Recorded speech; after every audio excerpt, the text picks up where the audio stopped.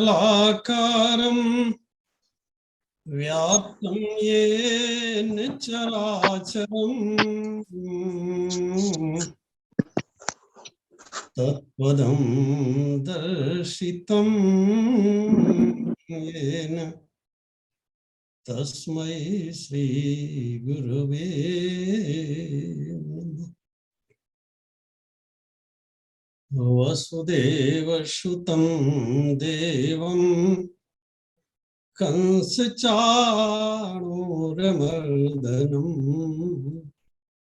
देवकी परमानन्दं कृष्णं वन्दे जगद्गुरुम्। वंशी विभूषितकरान्नवनीरदाभात् पीताम्बरादरुणबिम्बफलाधरोष्ठात् पूर्णेन्दुसुन्दरमुखात् अरविन्दनेत्रात् कृष्णात् परं किमपि तत्त्वमहं न जाने। कृष्णात् परं किमपि तत्त्वमहं न जाने। प्रेम से बोलिए भक्तवत्सल भगवान की जय। वृंदावन बिहारी लाल की जय। आज श्री कृष्ण जन्माष्टमी के पावन पर्व पर मैं आदरणीय संचालक महोदय को, आप सबको भगवान श्री कृष्ण के जन्मोत्सव की बहुत बहुत बधाइयां देते हुए, श्री कृष्ण पूर्ण ब्रह्म हैं और उनके अवतरण का रहस्य क्या है, इस विषय पर जो कुछ भी मैंने आज तक अपने गुरुजनों से सुना है, ज्ञानी जनों की पुस्तकों में पढ़ा है और जो कुछ भी अनुभव किया है, उसके आधार पर मैं कुछ बात आपके बीच में रखूंगा। इसके लिए मैं श्री पटेल जी का साधुवाद करना चाहूंगा, क्योंकि उन्होंने मुझे इस पावन अवसर पर याद किया। तो आपका मैं बहुत बहुत आभार व्यक्त करता हूं और बहुत बहुत धन्यवाद देता हूं।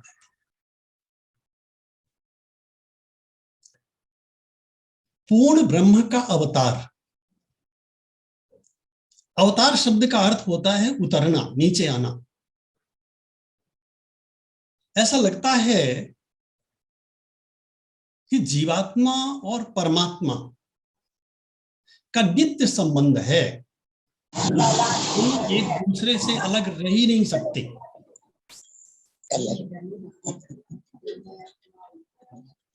जैसे जीवात्मा परमात्मा से मिलने के लिए तड़पता है, ठीक उससे ज्यादा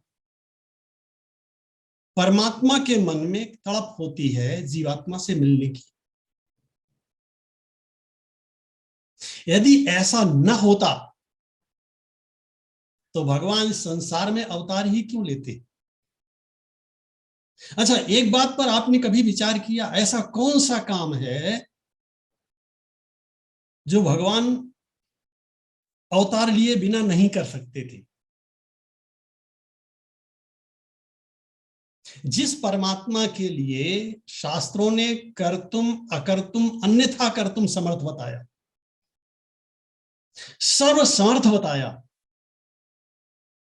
ऐसे भगवान को किसी काम को करने के लिए अवतार लेने की जरूरत है क्या? यही माता पार्वती का मुख्य प्रश्न है, बहुत महत्व का प्रश्न है। माता पार्वती ने कहा, भगवान ब्रह्म जो व्यापक बिरज अज अकल अनीह अभेद, सो की देह दर होए न, पद पाताल शीश अज धामा। सो पाताल से लेकर के और ब्रह्मलोक तक ऐसा कौन सा काम है जो बिना अवतार लिए वो नहीं कर सकते थे? उन्हें अवतार लेने की क्या आवश्यकता पड़ गई? देखिए, सारे काम उनके पूरे हो सकते थे। मैं थोड़ा सा आपसे अपनी बात भी करना चाहता हूं, क्योंकि आप सब अपने हैं, कुछ गलत हो जाए तो आप ठीक कर लीजिएगा, और मुझसे बात भी कर लीजिएगा, अच्छा लगेगा मुझे। भगवान सारे काम कर सकते थे, एक काम नहीं हो सकता था, वो था पूर्णता क्या है, मनुष्य जीवन की पूर्णता क्या है, इसका प्रदर्शन। विपरीत परिस्थितियों में भी भगवान श्री कृष्ण आए तो उन्होंने परिस्थितियों को चाहते तो अपने हिसाब से बना लेते, नहीं बनाया। माता पिता वसुदेव और माता देवकी अगर कंस के कारागार में बंदी हैं तो बंदी हैं, क्या उनके लिए असंभव था क्या कि वे वसुदेव और देवकी के लिए एक लोक का निर्माण कर देते और वहां का राजा रानी बना देते? भगवान श्री राघवेंद्र सरकार आए तो परिस्थितियां अनुकूल नहीं रही, जितनी विपरीत परिस्थितियां श्री राम जी के जीवन में आई, भगवान श्री कृष्ण के जीवन में आई, हमारे आपके जीवन में कभी आ भी नहीं सकती थी, और भगवान न करे कि कभी आवे। उन प्रतिकूल परिस्थितियों में अपनी पूर्णता को कैसे सुरक्षित रखा जाए, पूर्णता शब्द का अर्थ है यहां पर अपने पूर्ण आनंद को कैसे हम सुरक्षित रखें, परिस्थितियां चाहे जैसी हों। देखो, जितनी परिस्थितियां होती हैं वो सब बाहर होती हैं कि हमारे अंदर होती हैं।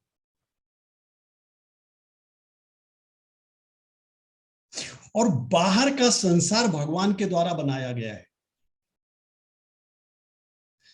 अंदर का संसार अगर हम बना लें तो हमारा काम बन जाए, क्योंकि हम अंदर रहते हैं। संसार तो साधन है, शरीर भी साधन है, बुद्धि भी साधन है, मन भी साधन है, इंद्रियां भी साधन है, ये सब साधन है। तभी तो इस शरीर को गोस्वामी जी ने साधन धाम कहा। साधन धाम माने जिसमें सारे साधन उपलब्ध हों। साध्य क्या है? साध्य हैं हम। कैसी विचित्र बात है, हम ही को भूल गए हैं। हमें सब कुछ याद है, बाहर का सब कुछ याद है, बाहर बहुत सारे लोगों को जानते हैं, और किसी से पूछा जाए अपने को जानते हो, अपने को नहीं जानते, अपने को भूल गए हम। अपने को हम कैसे पहचाने, अपने स्वरूप को कैसे जाने? इसका उपाय बताने के लिए भगवान श्री कृष्ण ने अवतार लिया और भगवान श्री राघवेंद्र सरकार ने अवतार लिया। दोनों में कोई अंतर नहीं है। श्रीमद् भागवत में लिखा है कृष्णस्तु भगवान स्वयं। वेदव्यासी महाराज लिखते हैं एते चांस कला पुंसा। ये जो मैंने जिन अवतारों का वर्णन किया है ये तो अंशावतार हैं। कृष्णस्तु भगवान स्वयं, लेकिन कृष्ण साक्षात पूर्ण परमात्मा है, सो पूर्ण भगवान है। और महारामायण में भी लिखा हुआ है कि रामस्तु भगवान स्वयं। ये जो श्री राम हैं ये साक्षात परमात्मा है और दोनों पूर्ण हैं। राम जी का अवतार सूर्य वंश में हुआ, सो सूर्य 12 कलाओं में ही पूर्ण हो जाता है। राम जी में 12 कलाएं हैं। और श्री कृष्ण का अवतरण चंद्रवंश में हुआ। चंद्रमा की 16 कलाएं होती हैं तभी वो पूरा होता है। सो श्री कृष्ण में 16 कलाएं हैं। राम जी मर्यादा पुरुषोत्तम है। हमें हमारा आचरण कैसा होना चाहिए ये राम जी ने बताया, इसीलिए राम जी पहले आए और श्री कृष्ण जी बाद में आए। आप श्रीमद् भागवत में देखो, वेद व्यास जी महाराज कथा तो कहने के लिए आए हैं भगवान श्री कृष्ण की। उनका संकल्प तो यह है कि मैं कृष्ण चरित्र का वर्णन करूंगा, लेकिन कृष्ण चरित्र बाद में आता है। नवम स्कंद में, दसम स्कंद में श्री कृष्ण भगवान का अवतरण होता है और उसके पहले नवम स्कंद में राम कथा होती है। माने पहले राम कथा का श्रवण करना और राम कथा को सुन करके राम जी के जैसा अपने आप को बना लेना। इसके बाद ही भगवान श्री कृष्ण समझ में आते हैं।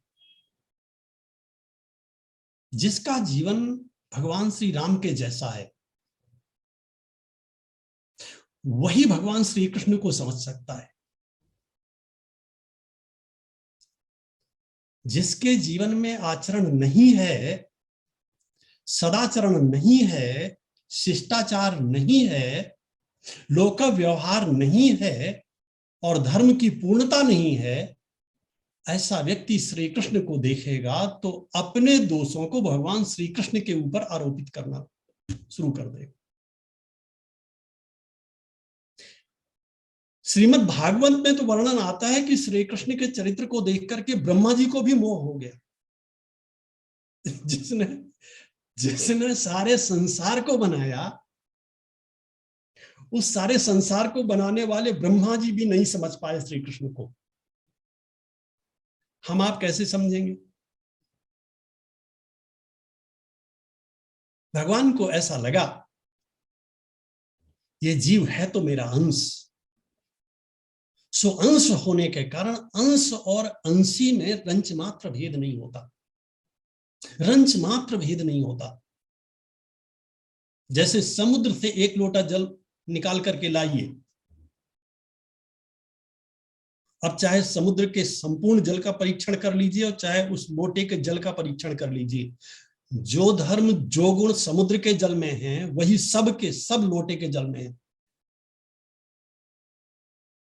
समुद्र चाहे तो एक क्षण में प्रलय ला सकता है,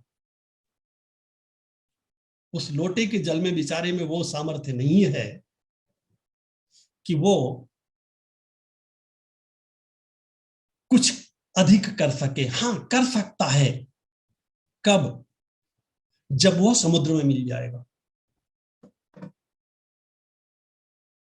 इसीलिए गोस्वामी जी कहते हैं जैसे समुद्र का जल समुद्र से अलग होने के बाद थरथराता रहता है, भागता रहता है, कभी स्थिर नहीं रहता। जितनी नदियां हैं वो चाहे पूरब की ओर जाएं, चाहे पश्चिम की ओर जाएं, चाहे उत्तर की ओर जाएं और चाहे दक्षिण की ओर जाएं, किधर जा रही हैं?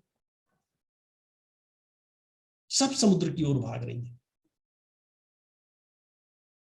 उनसे पूछा जाए कि तुम समुद्र की ओर क्यों जा रही हो, वहां तो जल ही जल है। समुद्र को तो नदियों की आवश्यकता नहीं है, नदियां कहेंगी समुद्र को तो हमारी आवश्यकता नहीं है, लेकिन हमें तो समुद्र की आवश्यकता है, क्योंकि हमारे जीवन में तब तक पूर्णता नहीं आएगी जब तक हम समुद्र में नहीं मिल जाते। गोस्वामी जी महाराज लिखते हैं कि सरिता जल जल निधि महु जाई, होई अचल जिमी जियो हरि पाई। सरिता जल, सरिताओं का जल अचल तब होता है, स्थिर तब होता है जब समुद्र में मिल जाता है। इसी तरह से हमारी भागदौड़ तब तक बनी रहेगी, जीव की भागदौड़ तब तक बनी रहेगी जब तक कि वो भगवान से नहीं मिल जाता। तो भगवान से मिलने के लिए क्या करना चाहिए? यही तो सबसे बड़ी समस्या है कि भगवान से मिलने के लिए कुछ नहीं करना चाहिए। क्यों? क्योंकि आप कुछ कर ही नहीं सकते। भगवत गीता में भगवान श्री कृष्ण ने कहा, अर्जुन गुणाः गुणेषु वर्तन्ते। जो कुछ भी हो रहा है उसे शरीर कर रहा है, मन कर रहा है, इंद्रियां कर रही हैं, बुद्धि कर रही है, आप क्या कर रहे हैं?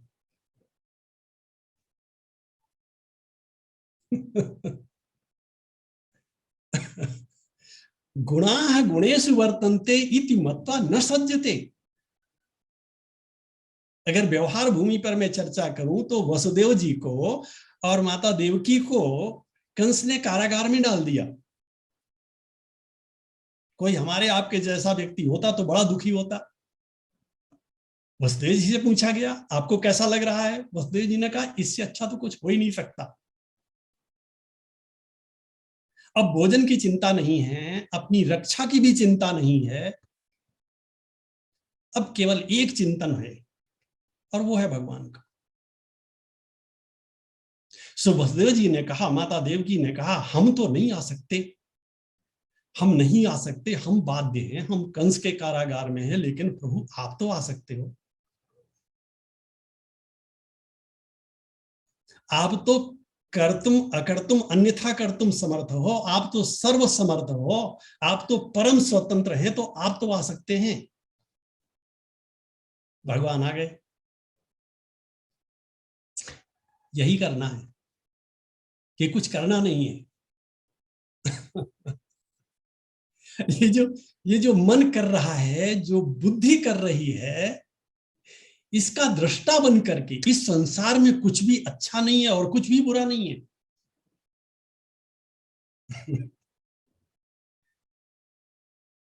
ब्राह्मण, क्षत्रिय, वैश्य, शूद्र,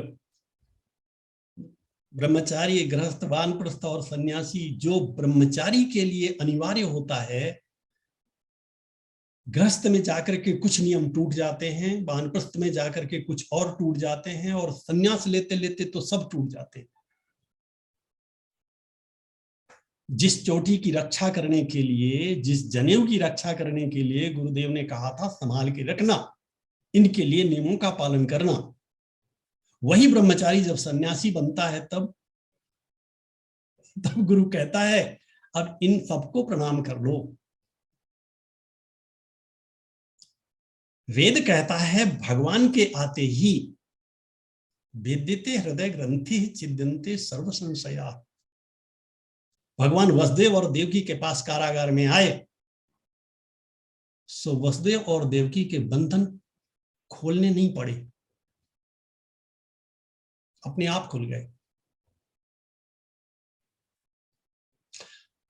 भगवान हम मन और बुद्धि के कारागार में बंदी है। बुद्धि में रहता है अहंकार, अहंकार के कारागार में बंदी है। जिस क्षण हमारी बुद्धि में भगवान आ जाएंगे, ये बंधन टूट जाएंगे।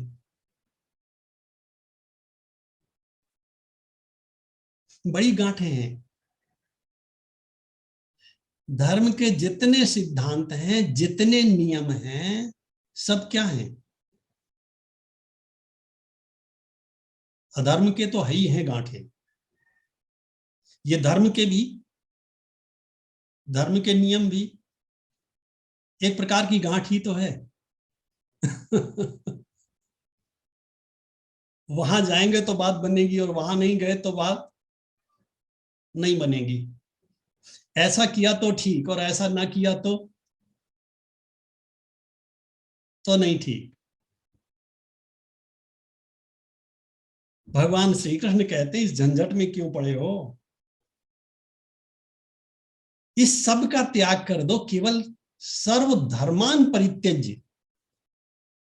शास्त्रकारों ने अर्थ तो किया है यहां पर सर्व आश्रयान परित्यज्य, सभी आश्रयों को छोड़ करके तू मेरी शरण में आ जा।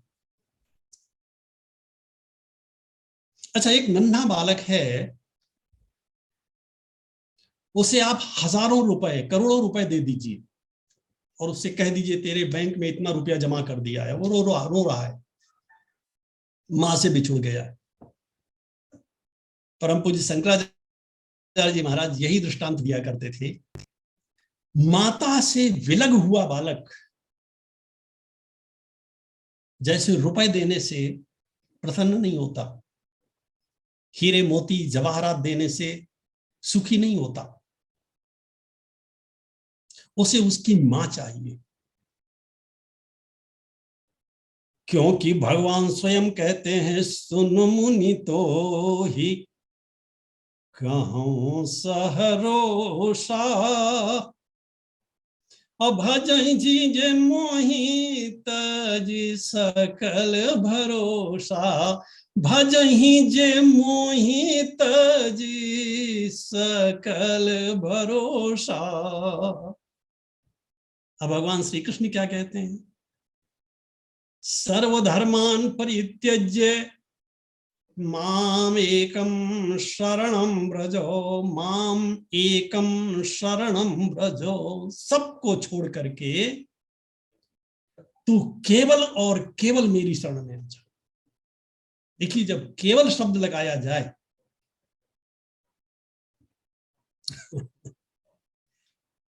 राम ही केवल प्रेम प्यारा, और हम कैसा जानते हैं? हम कहते हैं नहीं, अगर ऐसा नहीं हुआ तो बात नहीं बनेगी, ऐसा नहीं हुआ तो बात नहीं बनेगी। लेकिन गोस्वामी जी कहते हैं कि राम ही केवल प्रेम प्यारा, जान ले हो जो जान निहारा। वे कहते हैं केवल यही बात समझने के लायक है, ज्यादा झंझट में मत पड़ो। भगवान श्री कृष्ण कहते हैं अर्जुन सर्वधर्मान परित्यज्य माम एकम शरणम व्रज। माता वसुदेव, माता देवकी और वसुदेव जी कारागार में बंदी है, कंस के कारागार में बंदी है। बड़ी बढ़िया बात है। ये जो हमारी और आपकी बुद्धि में रहता है अहंकार, अहंकार माने अपने को कुछ भी मानना, अपने को कुछ भी समझना, यही अहंकार है। लोग कुछ भी समझें, दो दृष्टियां हैं। एक दृष्टि है लोगों की, उन्हें भ्रम बना रहने दो। क्योंकि वो हमारे बारे में जानते नहीं, वो तो हमारी प्रशंसा ही करेंगे। अच्छे लोग हैं तो प्रशंसा ही करेंगे और क्या करेंगे। हम तो अपने को जानते हैं, हमारे अंदर क्या क्या पल रहा है। दूसरे को देखने की जरूरत नहीं है, अपने को देखने की जरूरत है। इसीलिए भगवान श्री राघवेंद्र के जीवन में और भगवान श्री कृष्ण के जीवन में एक भी दोष नहीं है।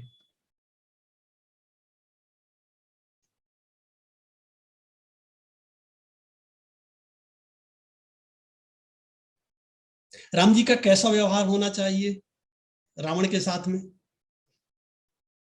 मान लीजिए किसी ने हमारी और आपकी, भगवान करे कभी ना हो ऐसा, लेकिन थोड़ी देर के लिए समझने के लिए इस बात को मान लीजिए कि किसी ने हमारी और आपकी पत्नी का अपहरण कर लिया हो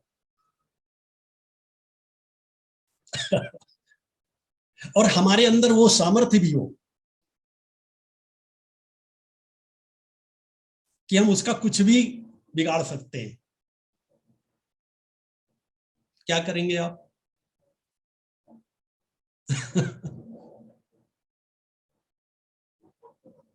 अंगद जा रहा था रावण से मिलने के लिए, तो अंगद ने राम जी से पूछा, प्रभु कुछ आदेश हो जाता। राम जी ने कहा, ना कोई आदेश नहीं है मेरा, जाओ रावण से मिल करके बातचीत करके आ जाओ वापस, कुछ भी नहीं करना है। अंगद ने कहा, कुछ आदेश होता। राम जी ने पूछा, तुम क्या चाहते हो? बोले, मैं तो ये चाहता हूं कि लंका गई समुद्र मां बोरो, लंका को उखाड़ू जा करके समुद्र में डुबो दूं, माता जी को अपने साथ ही ले आऊं, सारा झंझट ही खत्म। राम जी ने क्या आदेश दिया? काज हमार तासुहित हो, मेरा काम बनाना और मेरा काम बने या ना बने, रावण का अहित ना होने पाए। जो बात श्री राम जी कहते हैं अंगद से, राम जी को रावण के अहित होने की भी चिंता है। यही बात मंदोदरी ने भी रावण से कही थी। रावण को वो बात समझ में नहीं आई। सो हमारे जीवन का लक्ष्य है भगवान को लक्षित करके वेदों में 4 वाक्यों का वर्णन किया है। आनंदम ब्रह्म, प्रज्ञानम ब्रह्म, अहम ब्रह्मास्मि और तत्त्वमसि। वेद में महावाक्य के रूप में जाने जाते हैं। भगवान का स्वरूप क्या है? कोई आपसे पूछ सकता है भगवान का स्वरूप क्या है, तो क्या बताएंगे? भगवान का स्वरूप है आनंद और केवल आनंद। गोस्वामी जी महाराज लिखते हैं, व्यापक एक ब्रह्म अविनाशी और सत चेतन घन आनंद राशि।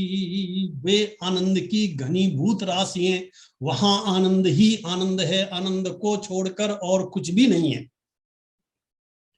महाराज जी और बता दीजिए, रहते कहाँ हैं? बोले, अस प्रभु हृदय अक्षत अविकारी। ऐसे भगवान हमारे हृदय में रहते हैं। प्रश्नकर्ता ने पूछा, तो महाराज लगता है बदले हुए रहते हैं। बोले, ना, अस प्रभु हृदय अक्षत अविकारी। अविकारी माने बिना बदले हुए, बिना विकृत हुए, जैसे हैं वैसे ही रहते हैं। लेकिन सबसे बड़ा आश्चर्य ये है कि सकल जीव जग दीन दुखारी। फिर भी संसार का प्रत्येक व्यक्ति दीन है, दुखी है और पीड़ित है। तो महाराज इसका कारण क्या है, जरा ये भी बता दो। इसका कारण केवल इतना है कि उसने अपना एक संसार बना रखा है। देखो, 2 मार्ग हैं, जो पसंद आवे वैसा करो। या तो भगवान के हो जाओ भगवान के हो जाओ माने भगवान को स्वामी मान लो अपना, या तो हम भगवान को स्वामी मान लें और हम उनके सेवक हो जाएं। सेवक के जीवन में कोई झंझट नहीं, क्योंकि घाटा होता है मालिक को और मुनाफा भी होता है मालिक को। भगवत गीता में भगवान श्री कृष्ण कहते हैं, सुख दुखे समे कृत्वा, सुख और दुख को सम करके जीवन जियो। एक बार मैं चर्चा कर रहा था तो कुछ लोगों ने कहा कि ये कैसे हो सकता है। हमने कहा मालिक भगवान को बना लो, फिर हो जाएगा। या तो भगवान के हो जाओ, भगवान के हो जाओ माने भगवान को अपना स्वामी बना लो। जो घर में बैठे हुए हैं, जिनकी रोज पूजा करता हूं, वो मालिक हैं और मैं हूं उनका सेवक। कई बार लोगों को समस्या आती है, हमारा बेटी बड़ी हो रही है, कोई लड़का नहीं मिल रहा है, आप बताइए। हमने कहा जिनकी रोज पूजा करते हो उनसे कहा, जिन्हें खूब पता है कि कहाँ है और कब मिलेगा, बोले उनसे तो नहीं कहा। हमने कहा जिन्हें सब मालूम है उनसे नहीं कहा, और जिन्हें कुछ भी नहीं मालूम है, ऐसे रिश्ते नातेदारों से, ऐसे मित्रों से, ऐसे संबंधियों से, सबसे कह रहे हो। इस कहने का कोई मतलब है क्या?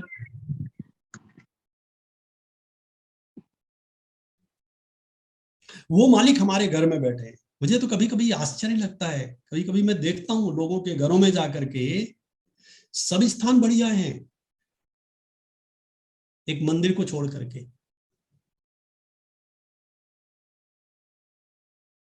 मंदिर में भगवान के नीचे जो वस्त्र बिछा हुआ है, उस वस्त्र को देख करके पता चलता है कि भगवान से कितना संबंध है।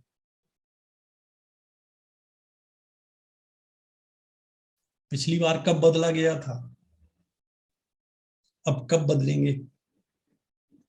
भगवान ऐसा नहीं कहते, उन्हें कोई अपेक्षा नहीं है इसकी, इससे उनका कोई भला नहीं हो जाने वाला है। क्योंकि भला तो हमारा होने वाला है, आवश्यकता हमें है, पूर्णता हमें अपने जीवन में लाना है। वेद तो भगवान की स्तुति में हाथ जोड़े खड़े हैं और भगवान की स्तुति करते हुए कह रहे हैं, पूर्णमदः पूर्णमिदं पूर्णात् पूर्णमुदच्यते पूर्णस्य पूर्णमादाय पूर्णमेवावशिष्यते।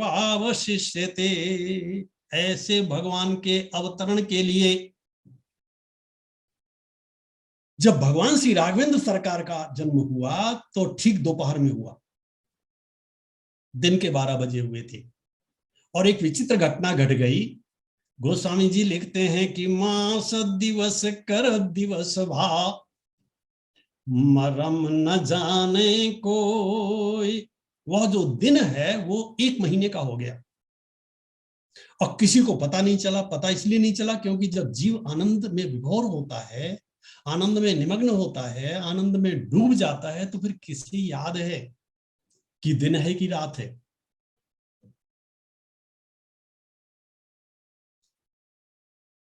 उसी समय कृष्ण जन्म की भूमिका बन गई,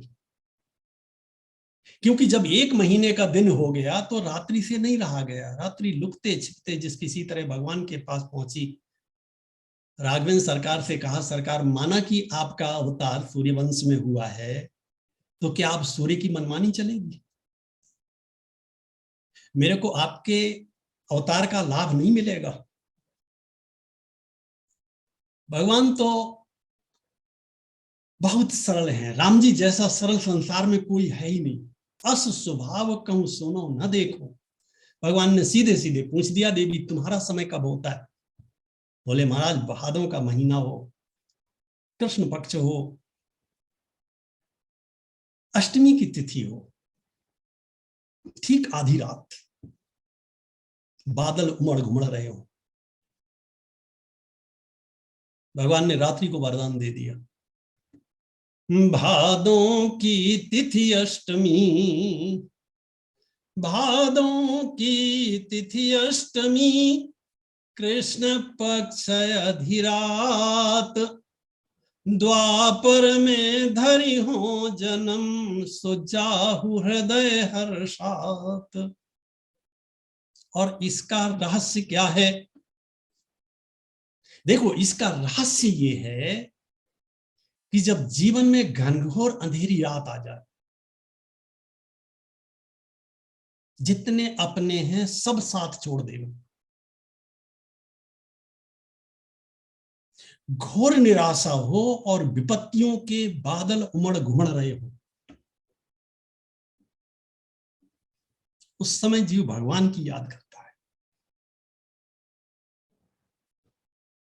बाहर की परिस्थितियां तो ऐसी थी, लेकिन कारागार के एक छोटे से कमरे में वसुदेव और देवकी नियम पूर्वक जीवन जीते हुए श्री कृष्ण श्री कृष्ण श्री कृष्ण श्री कृष्ण ऐसा जप कर रहे थे और नेत्रों से आंसुओं की धारा बह रही थी। जीव की जब ऐसी अवस्था होती है, भगवान से रहा नहीं जाता। माता को कितना भी कष्ट क्यों ना हो गए, अपने बालक को तड़पते हुए नहीं देख सकती। जीवन में जब तक साधना का अहंकार होता है,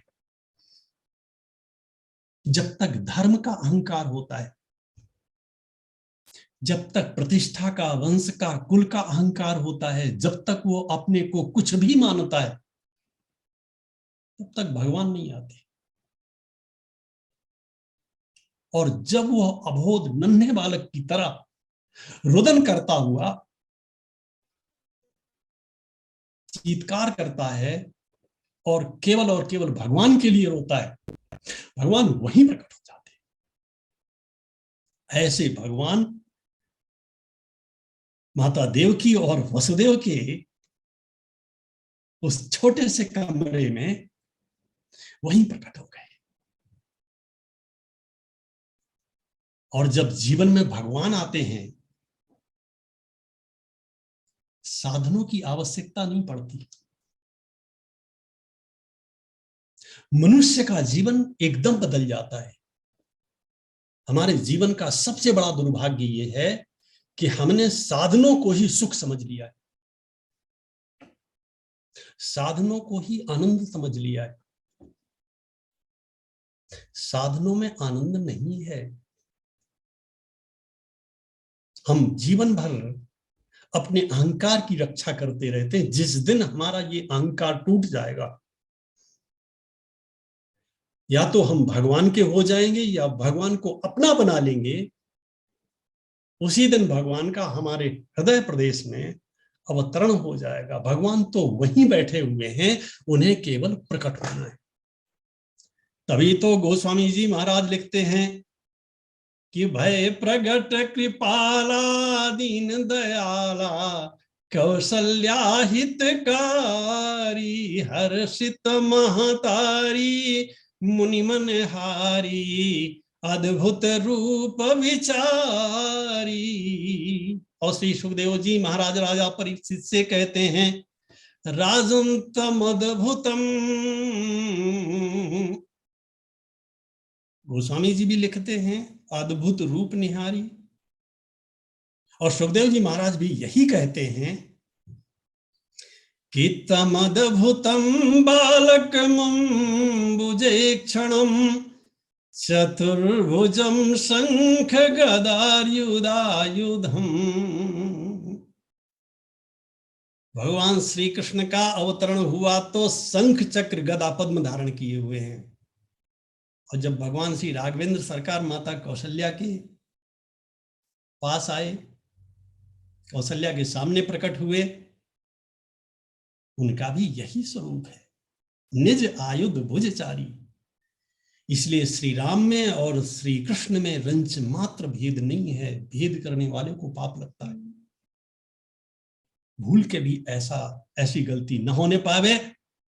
भगवान से नित्य निरंतर सब कुछ भूल करके उनसे प्रार्थना करते रहो, प्रभु जीवन तो हर क्षण मृत्यु की ओर जा रहा है, इस जीवन की एक दिशा है, यह मृत्यु की ओर जा रहा है। इस जीवन की दिशा बदल जाए, ये भगवान की ओर जाने लगे, तो फिर